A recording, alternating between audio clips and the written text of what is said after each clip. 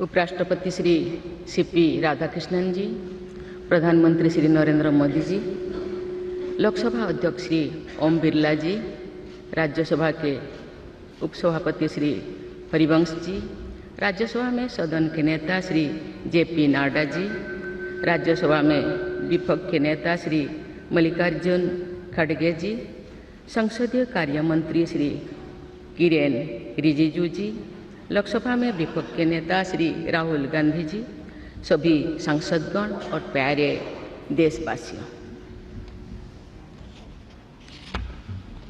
संविधान दिवस के ऐतिहासिक अवसर पर आप सबके बीच आकर मुझे हार्दिक प्रसन्नता हो रही है।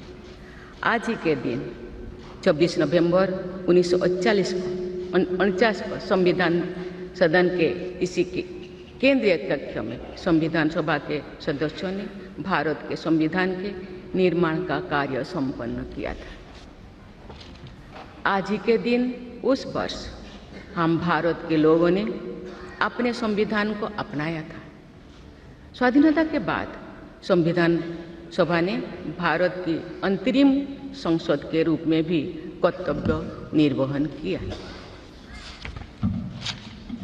प्रारूप समिति के अध्यक्ष बाबा साहेब डॉक्टर भीमराव अंबेडकर हमारे संविधान के प्रमुख निर्माताओं में से थे।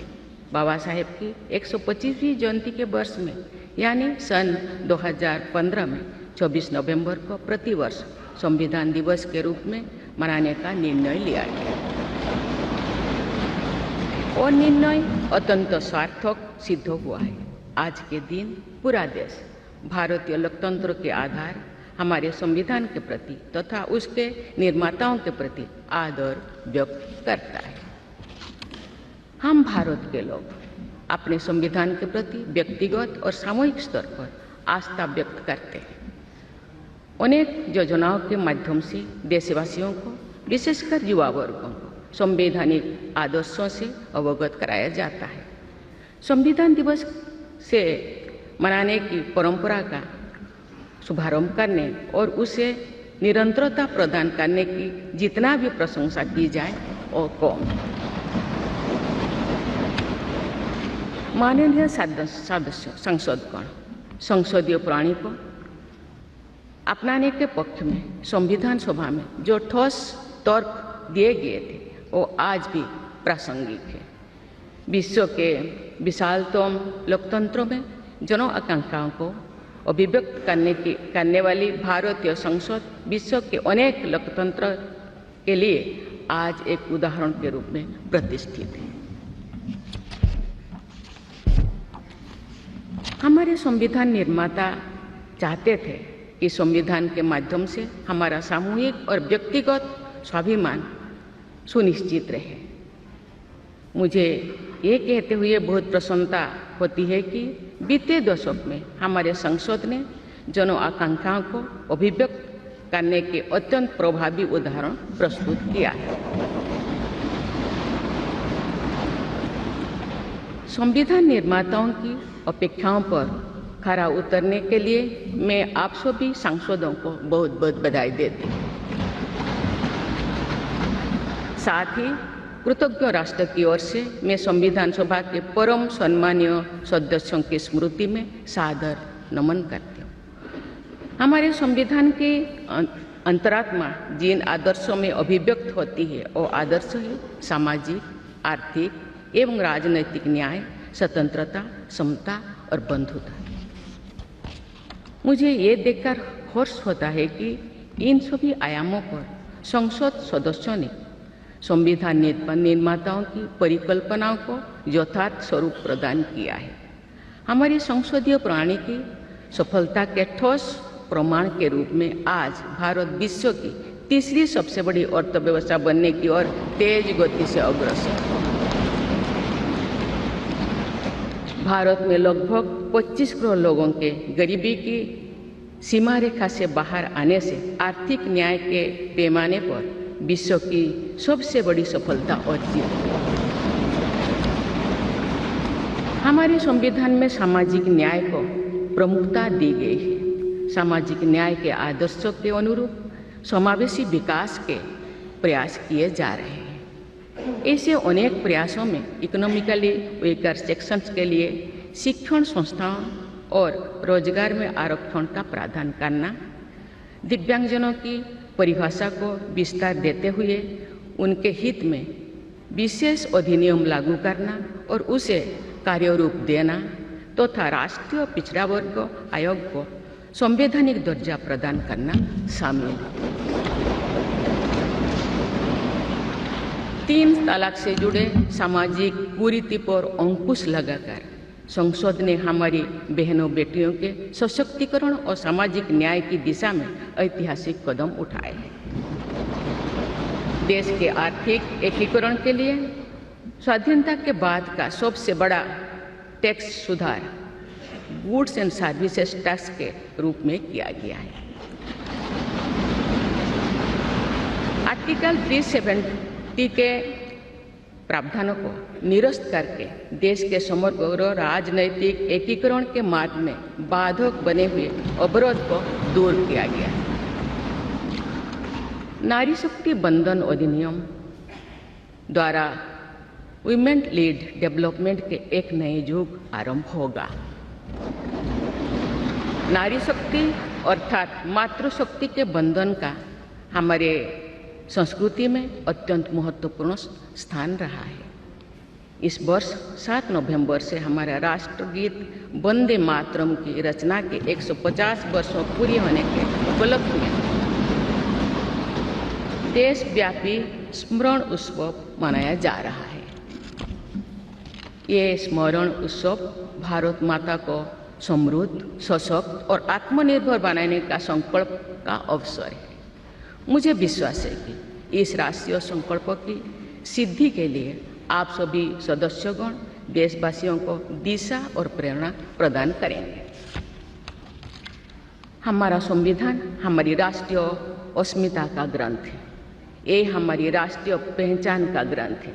ये कॉलोनियल माइंडसेट का परित्याग करके नेशनलिस्ट माइंडसेट के साथ देश को आगे बढ़ाने की मार्गदर्शक ग्रंथ है। इसी भावना के अनुरूप सामाजिक और तकनीकी बदलाव को ध्यान में रखते हुए क्रिमिनल जस्टिस सिस्टम से जुड़े महत्वपूर्ण अधिनियम लागू किए गए। दंड के स्थान पर न्याय की भावना पर आधारित भारतीय न्याय संहिता, भारतीय नागरिक सुरक्षा संहिता और भारतीय साक्ष्य अधिनियम को लागू किया गया है। ऐसे अनेक प्रगतिशील वैधानिक को सार्थक विमर्श के बाद पारित करने के लिए मैं संसद सदस्यों की मुक्त कंठ से सराहना करती हूँ। संविधान संशोधन के प्रावधानों के महत्व पर चर्चा करते हुए इस बात को रेखांकित किया गया था कि संविधान में ही ऐसी व्यवस्था होनी चाहिए जिसके बल पर भावी पीढ़ियां आवश्यक अनुसार समयानुकूल संशोधन कर सकें। इस प्रकार संविधान निर्माताओं ने हमारे संविधान को गतिशीलता और जीवंतता प्रदान की है। माननीय सांसदगण, हमारे संविधान निर्माताओं ने भारत के लोकतंत्र को संवैधानिक आधार प्रदान करने के साथ साथ हमारी राष्ट्रीय एकता का ताना बाना भी बुना। संविधान निर्माण में अग्रणी भूमिका निभाने के साथ साथ सरदार पटेल ने अनेक रियासतों के विलय का महान कार्य करके भारत की एकता को नया स्वरूप दिया। इस वर्ष सरदार पटेल की 150वीं जयंती देशवासियों ने मनाई। उनकी 150वीं जयंती के उपलक्ष्य में पिछले वर्ष से आगामी वर्ष तक चलने वाले कार्यक्रम के माध्यम से देशवासी राष्ट्रीय एकता तथा गौरव की आदर्शों से जुड़ेंगे। हमारी संसद हमारे राष्ट्र का प्रतिबिंब है। लौह पुरुष सरदार वल्लभ भाई पटेल के आदर्शों को प्रसारित करने तथा कार्यरूप देने में आप सबका योगदान महत्वपूर्ण है। जौन अभिव्यक्ति को परिलक्षित करने वाली हमारे संसदीय प्रणाली विभिन्न आयामों पर और अधिक मजबूत होती गई है। वयस्क मताधिकार का प्रावधान करके हमारे संविधान द्वारा जनता के विवेक पर जो आस्था व्यक्त की गई है, उसकी सफलता की विश्व के अन्य अनेक देशों में सराहना की जाती है। पिछले कुछ वर्षों के दौरान महिला मतदाताओं द्वारा बढ़ चढ़कर मतदान करना हमारी लोकतांत्रिक चेतना को विशेष सामाजिक अभिव्यक्ति देता है। महिला, युवा, गरीब, किसान, अनुसूचित जाति और जनजाति समुदाय के हमारे देशवासी, मिडिल क्लास तथा न्यू मिडिल क्लास के लोग हमारी लोकतांत्रिक प्रणाली को पंचायत से संसद तक मजबूती से दे रहे हैं। हमारी समावेशी लोकतंत्रों में जन जन की भागीदारी को प्रोत्साहित किया जा रहा है। धरती आबा भगवान बिरसा मुंडा की जयंती के दिन जनजातीय गौरव दिवस मनाने की परंपरा शुरू की गई है और उसे बहुआयामी विस्तार दिया जा रहा है। भगवान बिरसा मुंडा की 150वीं जयंती से जुड़े समारोह देश भर में वर्षों पर्यंत आयोजित हुई। विरासत और विकास को जोड़ने वाली जनजातीय परंपराओं का संरक्षण और संवर्धन किया जा रहा है। संवैधानिक आदर्शों में निहित सर्वसमावेशी दृष्टि हमारी शासन व्यवस्था को दिशा प्रदान करती है।